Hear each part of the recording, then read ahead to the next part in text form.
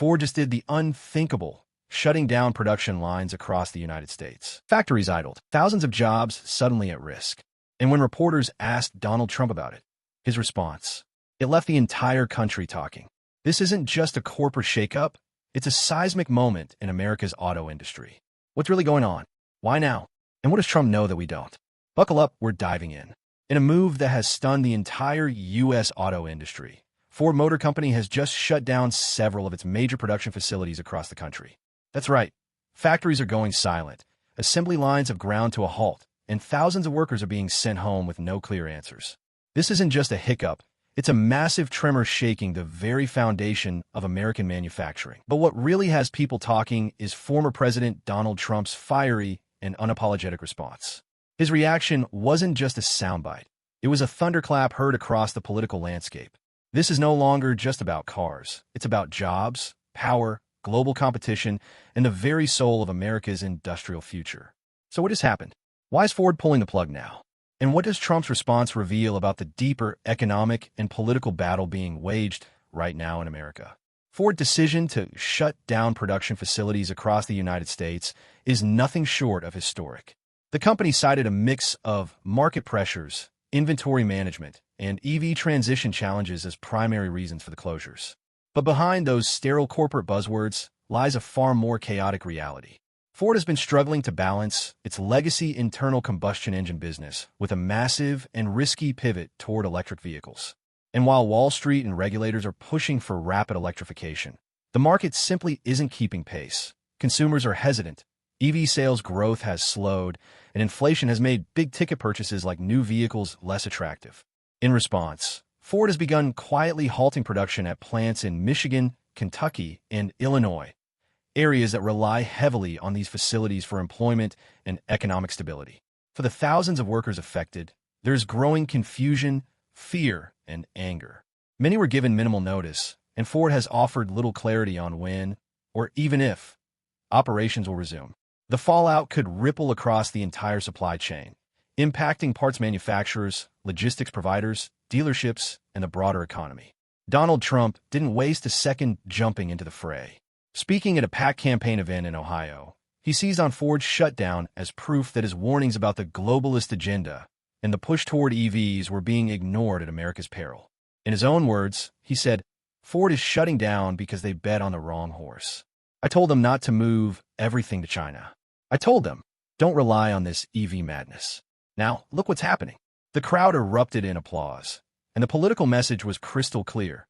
Trump is using Ford's collapse as a rallying cry against what he sees as Biden's misguided industrial and environmental policies. But beyond the campaign rhetoric, there's a deeper message here. Trump is tapping into a growing sense of betrayal felt by working-class Americans, especially in the Midwest, who see the auto industry leaving them behind in favor of electrification, automation, and globalization. His message is resonating with communities who feel abandoned by both big corporations and federal policy. And Ford production halt is giving his narrative real-time validation. His reaction is more than a headline. It's a political accelerant, turning a corporate setback into a cultural and economic flashpoint that could reshape the 2024 election battlefield. The shutdown of Ford is not an isolated event. It's a symptom of a much larger crisis looming over the entire auto industry. For over a century, America's big three automakers, Ford, GM, and Chrysler, now part of Stellantis, have served as bedrocks of the U.S. economy. But today, they are under unprecedented pressure from all sides. On one hand, there's the regulatory squeeze, emission mandates, EV incentives, and federal timelines demanding rapid decarbonization. On the other, there's an EV market that isn't ready to carry the weight of that transition. Consumers are hesitating due to range anxiety, charging infrastructure gaps, high prices, and an uncertain resale market. At the same time, Chinese automakers like BYD and Geely are producing cheaper, faster EVs with government support, threatening to outcompete American brands on a global scale. Ford's shutdown isn't just a temporary measure. It's a red flag that the old guard of the auto industry may not be equipped to survive this storm. Layoffs, restructurings, plant closures, these aren't contingency plans anymore. They're the new reality. And if one of the oldest, most iconic automakers in the country is being forced to slam the brakes, it raises an urgent question. What happens next? And who will be left standing? The human cost of this shutdown cannot be overstated. Thousands of auto workers now face weeks or even months of unemployment, and many of them live in regions already battered by years of economic turbulence. For these workers, the promise of an EV future means nothing if they can't feed their families today. Even for those not directly impacted, there's growing anxiety that the industry they once relied on for stable, middle-class careers is becoming increasingly unstable, political, and volatile. Meanwhile, Wall Street is watching closely. Ford stock took an immediate hit following the shutdown news, and analysts are starting to question whether the automaker can weather the ongoing transition without bleeding more cash and public goodwill. For investors and boardrooms, the message is clear. America's industrial bets are getting riskier, but the political implications may be even more profound. With the 2024 election heating up, Ford's decision hands Trump a powerful talking point, one that cuts through partisan noise and speaks directly to economic fear. If factory closures continue and working-class voters grow more disillusioned with the current administration's economic agenda, this single event could tilt the scales in key swing states. The collapse of a few factories could ripple all the way to the White House. Ford's rapid shift into electric vehicles was supposed to mark a bold new chapter, one that would keep the company competitive against Tesla, meet federal climate mandates, and position it as a clean energy leader. But what was once hailed as visionary now looks increasingly like a financial minefield. Billions have been poured into developing EV platforms like the Mustang Mach-E and the F-150 Lightning. Ford even split its business into Ford Blue for traditional cars and Model E for electric ones, signaling total commitment to this new direction. Yet, the results so far have been disappointing.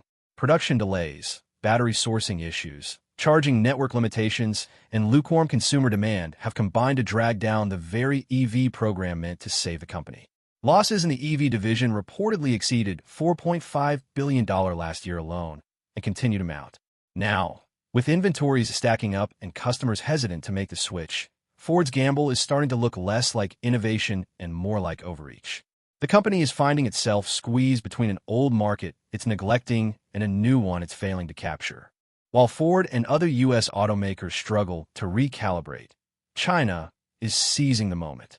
Companies like BYD, NIO, and XPeng are flooding the global market with well-built, competitively priced EVs that undercut Ford's offerings on both cost and tech features. China's government-backed auto sector has benefited from massive subsidies, supply chain dominance, and vertical integration of battery production. The result? Chinese EVs are not only thriving in Asia and Europe, they're preparing to land on American shores, potentially through Mexico thanks to trade loopholes. Ford knows this, and it's terrified. It's not just about foreign competition. It's about being left behind in a market it helped create. And while U.S. regulators are scrambling to restrict Chinese imports and protect American jobs, the reality is that Ford simply can't build EVs fast enough or cheap enough to hold its ground. This existential threat from China is one of the most pressing reasons behind Ford's current retreat. It's a quiet admission. The company is outgunned, and unless something changes fast, it's going to lose the global EV war before it really begins. Behind every shutdown lies a supply chain failure, and Ford's recent announcement is no different. The global parts supply for automakers has been fragile ever since the COVID-19 pandemic, but now it's worsened by geopolitical tensions, labor strikes, and raw material shortages. Ford's EV battery production, for example, relies heavily on minerals like lithium, nickel, and cobalt, most of which are controlled by foreign entities, especially China. Recent tariffs, mining bottlenecks, and transport issues have thrown timelines into chaos. Add to that the ongoing instability at the U.S.-Mexico border, and Ford's North American supply chain is being stretched beyond its limits. Even traditional components like semiconductors and steel remain unpredictable in price and availability. The result? Production stops not because demand is gone, but because the company simply can't finish the vehicles on time or within budget. In this chaotic environment, halting production isn't a strategy, it's a survival tactic. The real story unfolding behind the corporate headlines is happening on the factory floor. Ford's workers, many of them represented by the UAW, are furious. After enduring years of wage stagnation, demanding shifts, and inflation, they're now watching their jobs vanish in real time.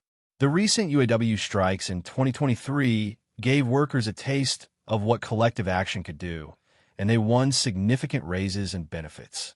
But now, with production lines going quiet, those same workers feel betrayed. They thought they'd secured stability, but instead, they've been sidelined. Some union leaders have already begun demanding answers from Ford, accusing the company of pushing EV expansion at the cost of American labor. Others are calling for government intervention, pressuring the Biden administration to protect jobs and demand more domestic manufacturing. This unrest is more than internal friction. It could lead to a broader labor movement across the entire auto industry, especially as more workers begin to question whether the electric future they were promised includes them at all. Ford's production shutdown has now become a key flashpoint in the broader political battle between Donald Trump and Joe Biden. For Biden, Ford was supposed to be a poster child for the green energy transition, a company that embraced electrification and helped build a cleaner, more sustainable American auto industry. Ford received billions in incentives and tax breaks to expand EV production and build new battery facilities. But now, with that strategy faltering, critics are using it as proof that Biden's policies have failed to deliver real results. Trump, on the other hand, is doubling down on his populist message, using Ford's collapse to rally blue-collar voters and push back against what he calls woke capitalism and globalist energy mandates. This has become a political tug-of-war. One side defending Ford as a victim of market forces, the other using it as a symbol of everything that's gone wrong with America's industrial policy. And for voters in battleground states like Michigan, Pennsylvania, and Wisconsin, this isn't just a debate. It's a decision that could shape the future of the country. At the heart of this story lies a terrifying question. Is this the beginning of the end for American manufacturing? Once the pride of the U.S. economy, the auto industry is now being hollowed out by globalization, automation, regulatory pressure, and corporate overreach. Ford's shutdown is not an anomaly. It's a warning shot. Other companies may soon follow as margins tighten and costs climb. What's left is an uneasy economy where tech companies dominate the headlines while the industrial backbone that built the country slowly crumbles. We're at a turning point. Will America invest in rebuilding its manufacturing power, protect its workers, and lead the EV transition with strength and independence? Or will we watch companies like Ford retreat into irrelevance, outsourcing innovation and leaving a trail of broken towns and broken promises behind? That's the real story, and one we can't afford to ignore any longer. The moment Ford's production shutdowns became public, the financial markets reacted with visible alarm. Investors who once saw Ford as a stable legacy automaker making a promising leap into electrification suddenly saw red flags. Ford stock dropped sharply, not just because of the shutdown itself, but because of what it signaled, a potential unraveling of the company's multi-billion-dollar electric vehicle transition. Wall Street is increasingly skeptical about the profitability of EVs in the near term, especially with growing competition from both China and Tesla. Ford's earnings reports already reflect mounting losses in its EV division, and now, with production being cut back, analysts fear a prolonged cash bleed. There's also concern about consumer demand, supplier fragility, and regulatory volatility. What's worse, investor confidence doesn't just affect stockholders. It influences credit ratings, capital availability, and long-term development plans. If Ford can't turn this narrative around fast, it may struggle to fund future operations, giving its rivals a decisive lead in both ICE and EV markets. It's not just workers and investors feeling the heat. Everyday Americans are furious. Communities built around Ford plants are now facing economic shockwaves. Small businesses losing customers, real estate values dipping, and local governments bracing for reduced tax revenue. In Michigan and Kentucky, residents have already begun organizing town halls, union meetings, and social media campaigns demanding accountability. For many Americans, Ford shutdowns represent more than just corporate restructuring. They symbolize a deep betrayal of trust. Ford, a company born from American grit and innovation, is now being accused of chasing profits over people. Comment sections, forums, and local radio stations are buzzing with anger. The question echoing across the country is simple. How can an American icon abandon American workers? The shutdown has reignited old wounds about globalization and corporate greed, and it's likely to fuel more social and political mobilization in the months ahead. Strikingly absent from this growing controversy is a clear, forceful response from the Biden administration. While the White House has championed EV adoption and poured billions into clean energy investments, including direct support for companies like Ford, it now finds itself in a delicate position. If Biden criticizes Ford, he risks undermining his green industrial strategy. But if he stays silent, he risks appearing out of touch with the economic pain felt by thousands of workers across America. Some inside Washington are reportedly urging the administration to push for a more worker-first EV policy, while others are suggesting more aggressive tariffs on Chinese imports to protect domestic manufacturers. Still, the lack of a strong federal response is causing confusion and frustration. In contrast to Trump's loud and clear stance, Biden's muted reaction may hurt him politically, especially in swing states where auto workers form a key voting bloc. The clock is ticking for the administration to offer clarity or risk ceding this narrative entirely to Trump. More and more industry insiders are quietly asking a dangerous question. Have we moved too fast into the EV future? For years, electric vehicles were seen as the inevitable next step. Governments rushed to subsidize them. Companies over-leveraged themselves to build factories and R&D labs. But now, that bubble may be showing cracks. Consumers aren't buying EVs at the pace forecasted. Charging infrastructure is lagging. Raw material prices are volatile. And resale values for EVs are declining faster than expected. Ford production pause could be the first major sign that the EV market has outpaced itself. Too much ambition, too little grounding in reality.